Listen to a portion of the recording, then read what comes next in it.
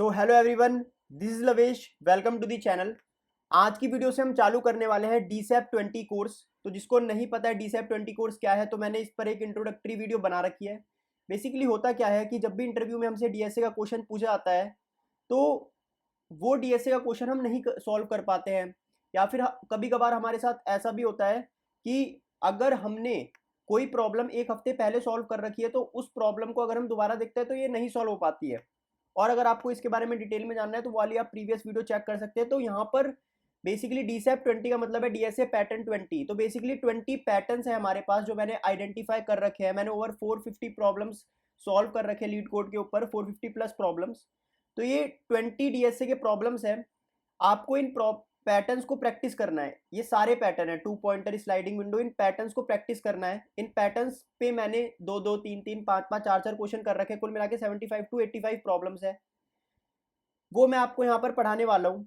तो आज डीसैप 20 का पहला लेक्चर है। हम पहला पैटर्न चालू करने वाले हैं बाइनरी सर्च के ऊपर।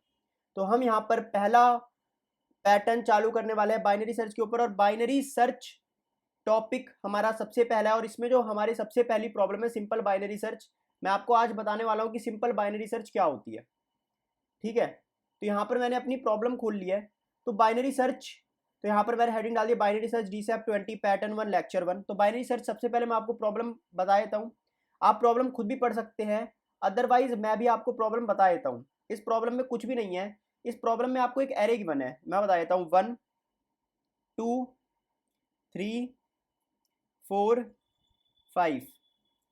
ठीक है, आपको एक एरे गिवन है और आपको एक टारगेट गिवन है। लेट सपोज जो टारगेट है वो है के और वो है 3।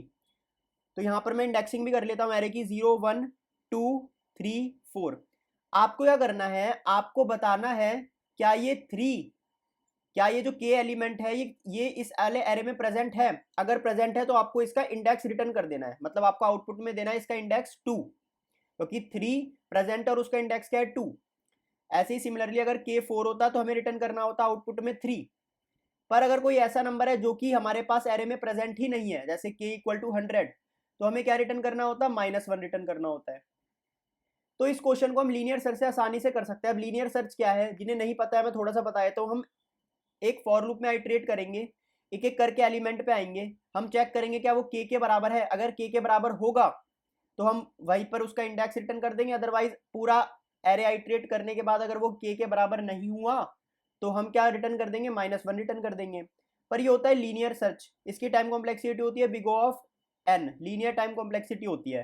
पर आज की वीडियो में हम पढ़ने वाले हैं बाइनरी सर्च, और बाइनरी सर्च को हम बिल्कुल डिटेल में पढ़ने वाले हैं। बाइनरी सर्च क्या होती है, कैसे होती है, उसकी टाइम कॉम्प्लेक्सिटी क्या होती है, उसकी टाइम कॉम्प्लेक्सिटी log n क्यों होती है, और उसका मैथमेटिकल प्रूफ भी हम यहाँ पर आज पढ़ने वाले हैं। तो बने रहिएगा हमारे साथ। तो यहाँ पर मैं एक एरे ले लेता हूँ, 2 3 4 5 6। ये मेरे पास एरे है। तो बाइनरी सर्च एक एल्गोरिथम है, वही मैं एल्गोरिथम आपको अभी समझाने जा रहा हूँ। 0 1 2 3 4। तो बेसिकली इसमें हम क्या करते हैं, दो पॉइंटर रखते हैं, एक तो एक्सट्रीम लेफ्ट में रखते हैं और एक एक्सट्रीम राइट में रखते हैं। जो एक्सट्रीम लेफ्ट में पॉइंटर है उसका पॉइंटर का नाम भी लेफ्ट दे देता हूं मैं, इसका नाम दे देता हूं राइट पॉइंटर। ठीक है। अच्छा, एक और बात कि जब भी हमारे पास बाइनरी सर्च लग रही होती है तो बाइनरी सर्च 90% केसेस में कहां पर लग रही होती है, सॉर्टेड एरे में लग रही होती है। गिवन होता है कि एरे सॉर्टेड है। ये जो हमारा पैटर्न 1 है इसकी पहचान है। जब भी एरे सॉर्टेड होगा तो आप समझ जाना कि कहीं ना कहीं पर इंटरव्यूअर हमें बाइनरी सर्च लगाने को कह रहा है। पर जरूरी नहीं है कि बाइनरी सर्च हमेशा सॉर्टेड एरे में भी लगे। हम ऐसे क्वेश्चन भी करने वाले हैं जहां पर हम अनसॉर्टेड एरे में भी बाइनरी सर्च लगा देंगे। बने रहिएगा हमारे साथ। 90% पर क्वेश्चनों में क्या होता है, बाइनरी सर्च सॉर्टेड एरे में लगती है। तो इधर भी क्या है हमारे पास, एरे क्या सॉर्टेड है, एरे सॉर्टेड है, which is sorted in ascending order. तो एरे हमारे पास असेंडिंग ऑर्डर में सॉर्टेड है, 2 3 4 5 6। मतलब एरे अनसॉर्टेड नहीं हो सकता, सॉर्टेड ही हो सकता है।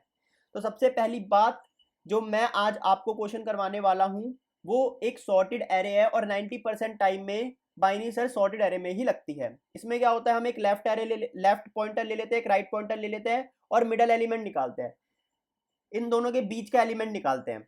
और मिडल एलिमेंट पता है पर्टिकुलरली क्या होता है, left plus right divided by 2। Middle element होता है left plus right divided by 2। तो यहाँ पर लेफ्ट है 0, राइट है 4 divided by 2, 4 divided by 2 is 2। तो मिडल एलिमेंट हमारा हो जाएगा यहाँ पर। फिर मैं देखता हूँ जो मेरा टारगेट है, टारगेट मैं ले लेता हूँ, लेट सपोज 5 टारगेट ले लेता हूँ। ठीक है, मैं 5 टारगेट ले लेता हूँ। एक बारी मैं 5 टारगेट से आपको सॉल्व करके दिखाऊंगा, एक बारी 3 टारगेट से सॉल्व करके दिखाऊंगा। तो अभी के लिए जो टारगेट है मैं वो 5 लेके चलता हूँ कि अभी जो टारगेट है वो 5 है। ठीक है, तो यहां पर क्या होगा कि सबसे पहले मैं चेक करूंगा क्या मिडल एलिमेंट मेरा टारगेट के बराबर है। नहीं भाई, मिडल एलिमेंट तो टारगेट के बराबर नहीं है। तो अब मुझे क्या करना पड़ेगा, अपने लेफ्ट और राइट को शिफ्ट करना पड़ेगा। मैं देखूंगा अभी एरे सॉर्टेड है, इस सॉर्टेड एरे का मैं फायदा उठाऊंगा। मैं क्या देखूंगा, ये 4 है। अब जो मेरा टारगेट है वो 4 से बड़ा है या फिर 4 से छोटा है। जो टारगेट है वो 4 से बड़ा है, तो और ये एरे सॉर्टेड भी है, मतलब 4 के पीछे इससे छोटे एलिमेंट्स आएंगे और जो टारगेट है वो 4 से बड़ा है। तो अगर टारगेट इस एरे में प्रेजेंट होगा तो वो आगे ही प्रेजेंट होगा। तो मैं लेफ्ट को क्या कर दूंगा, मिड प्लस 1 कर दूंगा। तो लेफ्ट यहां से हट जाएगा, मिड भी यहां से हट जाएगा और लेफ्ट हो जाएगा मिड प्लस 1, क्योंकि अब आंसर हमारा इसी एरे में लाई करेगा। फिर मैं दोबारा से left plus right divided by 2 करूंगा। लेफ्ट इस बार 3 है, राइट 4 है, divided by 2, 7 divided by 2 is 3। तो मिड भी यहीं पर आ जाएगा। तो मैं देखूंगा क्या अब जो मेरा मिड है वो मेरे टारगेट के बराबर है। हाँ टारगेट के बराबर है, तो मैं इंडेक्स को रिटर्न कर दूंगा। सिंपल सी बात है, सिंपल सी बात है। और ये मैं कब तक करता रहूंगा, कब तक करता रहूंगा, मैं जब तक करता रहूंगा जब लेफ्ट और राइट क्रॉस ना कर जाए आपस में। जब लेफ्ट और राइट आपस में क्रॉस ना कर जाए, जब तक लेफ्ट लेफ्ट लेफ्ट और राइट अगर क्रॉस कर गए तो वो एलिमेंट प्रेजेंट ही नहीं है, तो हमें वहां पर क्या रिटर्न करना पड़ेगा, -1 रिटर्न करना पड़ेगा। वो वाला केस भी मैं डिस्कस करूंगा। तो ये वाला केस मैंने डिस्कस कर लिया है। एक और केस मैं आपके सामने डिस्कस करने चाहता हूँ फटाफट से। 2 3 4 5 6 और हमारे पास टारगेट है 3। स्टार्ट मेरे यहाँ पर आ गया। आप लेफ्ट और राइट बोल सकते हैं, स्टार्ट एंड बोल सकते हो। मिड मेरा यहाँ पर आ गया। अब आप देखो जो मिडल एलिमेंट है, जो टारगेट है वो मिडल एलिमेंट से छोटा है। तो एंड को मैं क्या कर दूंगा, मिड -1 कर दूंगा। तो एंड आ जाएगा अब यहाँ पर। तो एंड को मैं यहाँ से मिटा देता हूँ, तो एंड आ जाएगा हमारे पास यहाँ पर। ठीक है, ये 0 1। अब मिडल निकालूंगा तो 0 + 1 डिवाइडेड बाय 2, तो मिडल हमारे पास यहाँ पर आ जाएगा। ठीक है, मिडल हमारे पास यहाँ पर आ गया। अब मैं बताओ जो मिडल एलिमेंट है वो, जो टारगेट है वो मिडल एलिमेंट से बड़ा या छोटा है, वो छोटा है। तो हमारा आंसर इधर कहीं लाई करेगा। तो अब स्टार्ट क्या हो जाएगा, मिडल +1 हो जाएगा। तो मैं यहां पर स्टार्ट को हटा दूंगा और स्टार्ट मेरा हो जाएगा यहां पर। अभी भी मेरा ना एलिमेंट क्रॉस नहीं करा है, अभी भी मेरा स्टार्ट और एंड एक दूसरे से क्रॉस नहीं करे, वो एक बराबर पे है। अब मैं दोबारा से क्या क्या करूंगा, start plus and divided by 2 कर दूंगा। तो 1 + 1 divided by 2, 2 divided by 2 is 1। तो मेरा मिड यहाँ पर आ जाएगा। अब मैं देखूंगा कि मिडल एलिमेंट प्रेजेंट है, हाँ प्रेजेंट है, इंडेक्स क्या है 1, और मैं यहाँ से रिटर्न कर दूंगा। इजी। एक और एग्जांपल देख लेते हैं जहां पर एलिमेंट प्रेजेंट नहीं है। ये ले लेते हैं, हमें एलिमेंट फाइंड आउट करना है 100। तो स्टार्ट यहां पर हो जाएगा, एंड यहां पर हो जाएगा, मिड यहां पर हो जाएगा, 0 1 2। अब मैं देखूंगा मिडल से ये बड़ा है तो स्टार्ट क्या हो जाएगा, मिडल +1 हो जाएगा। तो यहां पर मैं स्टार्ट हटा दूंगा, स्टार्ट क्या हो जाएगा, मिडल +1, स्टार्ट यहां पर आ जाएगा। अब स्टार्ट और एंड दोनों 2 पर है, तो 2 + 2 डिवाइडेड बाय 2 विच इज 2। तो मिडल भी यहां पर आ जाएगा। अब मैं देखूंगा कि जो हमारे पास मिडल एलिमेंट है वो छोटा है, तो मैं क्या कर दूंगा, स्टार्ट को क्या कर दूंगा और आगे ले आऊंगा। सॉरी हाँ, स्टार्ट को मैं और आगे ले आऊंगा और स्टार्ट क्या हो जाएगा, अब हमारे पास मिडल +1 हो जाएगा। तो स्टार्ट हमारे पास थर्ड इंडेक्स पर आ जाएगा। तो स्टार्ट यहां पर आ गया। तो आप यहां पर देख सकते हो स्टार्ट और एंड क्रॉस कर गए, तो यहां पर हमें रुक जाना है। और जैसे ही ये क्रॉस कर जाते हैं तो हमें क्या करना है, हमें क्या करना है, -1 को रिटर्न कर देना है। फटाफट से इसका कोड देख लेते हैं। कोड को देखने के बाद हम इसकी टाइम कॉम्प्लेक्सिटी को डिस्कस करेंगे। तो यहां पर हम क्या करेंगे, मैं इसको थोड़ा सा बढ़ा देता हूं। ठीक है, यहां पर मैं क्या करूंगा, एक इंटीजर बना लेता हूं स्टार्ट, जो कि इनिशियली 0 पर होगा, एक्सट्रीम लेफ्ट पर होगा। और एक बना लेता हूं एंड, जो कि एक्सट्रीम राइट पर होगा, मतलब nums.length -1। एक्सट्रीम राइट लिख देता हूं, ये कहां पर होगा, एक्सट्रीम राइट पर होगा, ये कहां पर होगा, एक्सट्रीम लेफ्ट पर होगा, बराबर।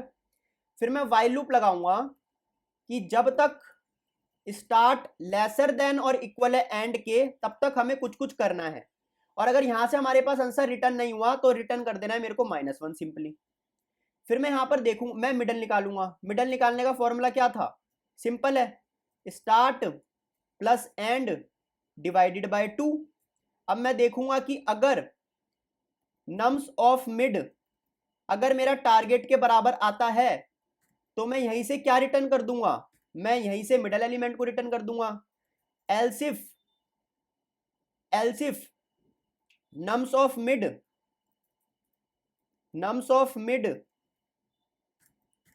लेसर देन है टारगेट से, मतलब मेरा टारगेट बड़ा है। अगर मेरा टारगेट बड़ा है तो मेरे को राइट साइड में जाना है, अगर मेरे को राइट साइड में जाना है तो मेरे को स्टार्ट को बढ़ाना है, तो मैं स्टार्ट को कर दूंगा मिड +1, अदरवाइज मैं एंड को कर दूंगा मिड -1। तो ये काफी सिंपल कोड था, इसे रन करके देखते हैं कि रन होता है या रन नहीं होता है। तो यहां पर ये इजीली रन हो रहा है, इसे सबमिट करके देखते हैं। तो ये सबमिट भी हो रहा है। तो आई होप आपको सोल्यूशन समझ में आया होगा, नहीं आया है तो एक बारी और आप देख लें, ठीक है। इस वाले पार्ट में हम क्या कर रहे हैं, हम डिस्कार्ड कर रहे हैं लेफ्ट पार्ट ऑफ एरे, और इस वाले पार्ट में हम क्या कर रहे हैं, डिस्कार्ड कर रहे हैं राइट पार्ट ऑफ एरे। अब लेफ्ट पार्ट और राइट पार्ट कैसे डिस्कार्ड कर रहे हैं, अब देखो ना, लेफ्ट पार्ट राइट पार्ट ऐसे डिस्कार्ड कर रहे हैं। हमारे पास ये एरे है, यहां पर हमारे पास स्टार्ट है, यहां पर हमारे पास एंड है, यहां पर हमारे पास मिड है। अब टारगेट अगर बड़ा है मिड से तो हम लेफ्ट पार्ट डिस्कार्ड करेंगे ना, ये भाई टारगेट अगर बड़ा है मिड से, ये यही तो लिख रखा है, अगर टारगेट बड़ा है मिड से तो लेफ्ट पार्ट को डिस्कार्ड करो, मतलब स्टार्ट को कहां पे ले आओ, मिड +1 पे ले आओ। दूसरा केस क्या हो जाएगा कि स्टार्ट हमारे पास यहां है, मिड हमारे पास यहां है, एंड हमारे पास यहां है, और अगर टारगेट छोटा है तो राइट पार्ट को डिस्कार्ड कर दो और एंड को ले आओ यहां पर। वो ही हम यहां पर कर रहे हैं, राइट पार्ट को डिस्कार्ड कर रहे हैं और एंड को ले आ रहे हैं यहां पर। तो बस यही है हमारे पास। और अगर स्टार्ट और एंड आपस में क्रॉस कर जाते हैं तो हम -1 रिटर्न कर देते हैं। तो अब हम यहां पर क्या कर रहे हैं, देखो हम क्या कर रहे हैं, हाफ हाफ एरे को डिस्कार्ड कर रहे हैं हर आइटरेशन में। तो इसकी टाइम कॉम्प्लेक्सिटी क्या होगी, तो सबसे पहले हमारे पास एरे में n एलिमेंट्स थे, फिर n/2 एलिमेंट्स थे, फिर n/2 का आधा कर देंगे तो n/4 एलिमेंट्स थे, फिर n/8 एलिमेंट्स थे। हर बार आधे आधे एलिमेंट्स होते जा रहे हैं। तो मतलब कि ये क्या हुआ, n हुआ, ये हुआ n2⁻1, n2⁻2, ये हुआ n2⁻3, और ये n2⁻0 मान लो, अप टू n2k जाएगा आफ्टर, जब हम k बार जो वो वाइल लूप चल जाएगा। रुकते कब है, जब हमारे पास एक एलिमेंट आ जाता है, मतलब लेट सपोज करते हैं k मूव करने के बाद हमारे पास एक एलिमेंट है, तो n अपॉन में 2k जब 1 है, तो अगर मैं इसको सॉल्व करूंगा 2k यहां पर जाएगा, n 2k हो जाएगा। मैं क्या करूंगा, लॉग ले लूंगा बोथ साइड, तो हो जाएगा ये log n, इसका बेस 2 होता है, और log बेस 2 2k। फिर मैं क्या करूंगा, अब ये log 2 ये 1 हो जाता है और k आगे आ जाएगा, तो k = हो गया log n के बराबर बेस 2। तो यहां पर हमने k मूव्स करे, k मूव्स करने के बाद जो टाइम कॉम्प्लेक्सिटी है वो log n आती है। तो इस वजह से बाइनरी सर्च की जो टाइम कॉम्प्लेक्सिटी है वो log n है, क्योंकि हर बार हम क्या कर रहे हैं, एरे के एलिमेंट्स को आधा आधा कर रहे हैं। तो आई होप आज की वीडियो आपको पसंद आई होगी, बाइनरी सर्च समझ में आया होगा, बाइनरी सर्च की टाइम कॉम्प्लेक्सिटी समझ में आई होगी।